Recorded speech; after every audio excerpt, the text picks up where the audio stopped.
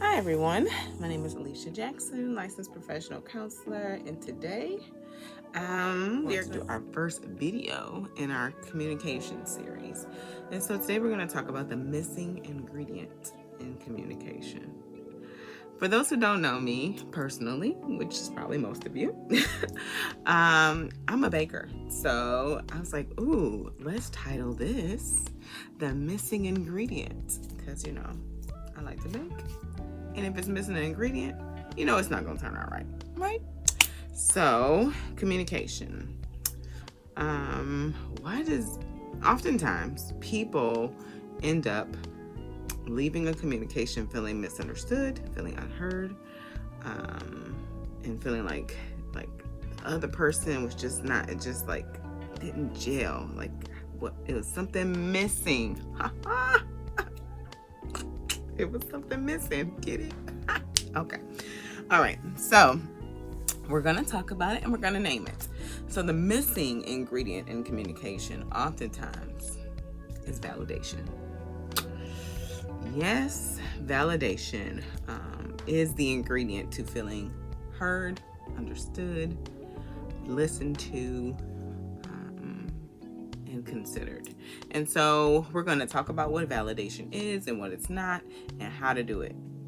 Okay, so what validation is, for sure, is the recognition and affirmation that a person believes that your opinion, your thoughts, your ideas, and your feelings are valid and worthwhile.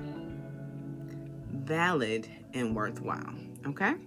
And so oftentimes what ends up happening in communication is someone will communicate their experience, their feelings, their opinions, and the other person disagrees or sees it a different way, which often happens because we all have our own lenses of perception, our own experiences, and that, of course, shapes how we view the world, right? So if someone sees the world differently than you do, or sees an experience, a situation different than you do, it doesn't mean that their experience is wrong. It just means that it is different. Their perception is different than yours. And so sometimes we, I think, misunderstand and are even hesitant to validate someone else's experience or their opinions or their feelings if they're different than ours, because then we feel like we're telling the person that what they're saying is right and that we 100% agree with them. And that is not the case. You can validate someone else's feelings, validate someone else's experience, validate someone else's opinion, and not agree. You can do that. Isn't that wonderful? For those who don't know, I'm Love Coming to America. So, okay. So that was definitely a reference. Anyway. So how do we do this? How do we do this? How do we make it? How do we tell somebody what you feel is valid, what you feel is worthwhile, and at the same time, I see it differently? And that's okay. How do we do that? So one of the ways that we are that we can provide validation in our communication is just by being present. I know, right? Just be present. We are not good listeners. We as humans. We as humans are not good listeners. We, depending on how heated the communication is, or even what time of day the communication is. So say if it's like after work and someone's trying to communicate to you, like, my brain wants to go sleepy by, or just doesn't want to attend to this information. I want to be on my phone. I want to dumb out. I want to watch my show. If you want to talk to me about your day or how what I said to you yesterday made you feel, and I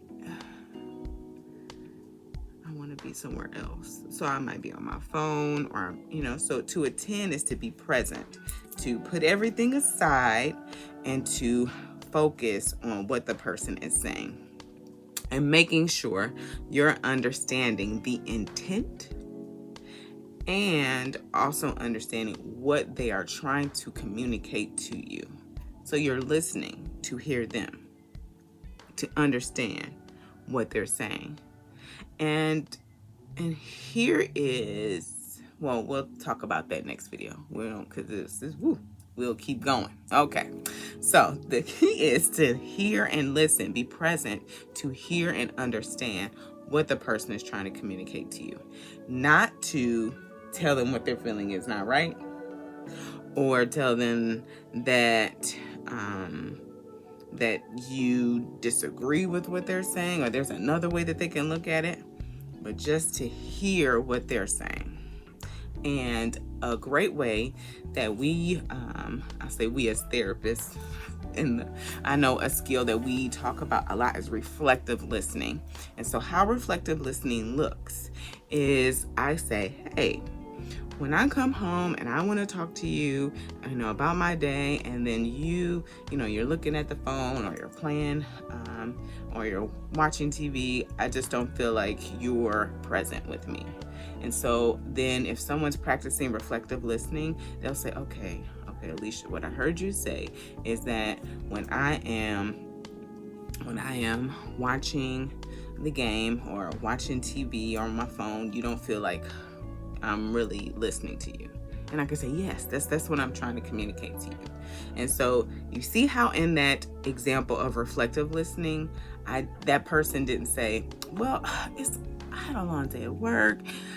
It's too much. I just want to dumb out. I don't really want to have a conversation. I don't want to talk. Okay. I didn't give a rebuttal or a reason to say that what they were feeling like wasn't worthwhile. Okay. I said, this is what you're trying to communicate to me. So now that person feels heard, feels like I got what they were saying. Okay. And so then they can communicate to me then what gets in the way, or take accountability, and then talk about what they're going to do differently to fix the issue, or what compromise can happen. And so truly validation is being present and then making sure that you hear what the person is saying, and then say, I could really understand how you feel that way. Simple, right? Simple. There's a lot of things that gets in the way, and we'll talk about that next week. But and how to deal with those things that get in the way. So validation. How do we do it? How do we affirm the people and recognize the feelings of the people that we care about? We say, okay, what I'm hearing you say is that X, Y, and Z. I understand how you would feel that way. Yeah, if I'm watching TV or playing, on my phone, then I could definitely see how you wouldn't really feel like I'm hearing you. I get that. I'm sorry about that. I'm validating that person. I'm affirming their feelings. They feel heard. Okay? And in this situation, that was pretty simple. Like, that's not something that someone might disagree with in particular. They might say, like, like that's that tug of war. Like, I just want to zone out for a minute. Like, I gotta attend to what you want to talk about. Okay. But you do, if you care about the person, of course you want to take that time out to rectify the issue and to right the wrong. Now, again, if you are validating something that you don't necessarily agree with, this is how it goes. I completely understand how you would feel that way. I know it's hard to do X, Y, and Z. And at the same time, what I see is A, B, C, D. And it doesn't take away from how you feel, but I just see it differently. And I'm wondering if you can see it from my lens, or if you have space to do that, and see how they respond. Because you're not negating what they're saying. Like, you're like, yeah, I completely Yeah, that sounds rough. From your lens, that sounds. These are also some things. Maybe they're missing a puzzle piece. Sometimes that happens. A lot of times it happens in parent and child relationships. Children, though their brains aren't developed, yet, especially in teenagedom, their brains are still not developed at that time. And so sometimes the way they see things is much different. They don't have a full view of everything around them because their minds are just so focused on them. They're very egocentric is the word we use to describe that. Their world is very small. It's just like me, my needs, what I need. And it's truly based off of like survival. Like they're trying to get their needs met because they're still vulnerable. They're still growing, learning, all of that. And so because of that, their lens is different. And so they don't often have the same view of a parent or an adult in their life who may see the big picture or see it from their lens. And then sometimes a parent gets so preoccupied with everything else that sometimes they forget what it's like to be a kid and need all the things that they need. So sometimes that's how validation can get missed a lot of times in that relationship, because the perception and the view is so different. And so it takes a little extra work for the parent to see it from the child's lens, and for there to be just healthy communication and validation in that relationship. And oftentimes parents are going to disagree with the lens that the child has, but that does not mean that their lens is not valid and worthwhile, and that their feelings aren't valid and worthwhile. So I hope this helps. The missing ingredient to communication is validation. There's people out there that say, the best way to move around the world is to move without being validated. I get what they're saying. How about this? I'm going to practice what I just preached. I get what they're saying because, and to some degree, we do need to have internal validation, right? Internal validation is when we validate, we affirm ourselves. And we know that we matter, our opinions matter, our feelings matter, right? And that is very important. And what is also important is that the people who we love and care about, they also validate us. That's also important because we need validation. So, if you have any thoughts or questions or concerns about validation and why it's so important in communication, you all know to comment below. Share and like and with those who need this video, as we are all trying to make sure that we communicate, have healthy communication with the people that we love and care about. And of course, you know what I'm going to say, subscribe to my channel. Just go ahead and do it. And I will see you next week on the next video about communication. Take care. Be blessed.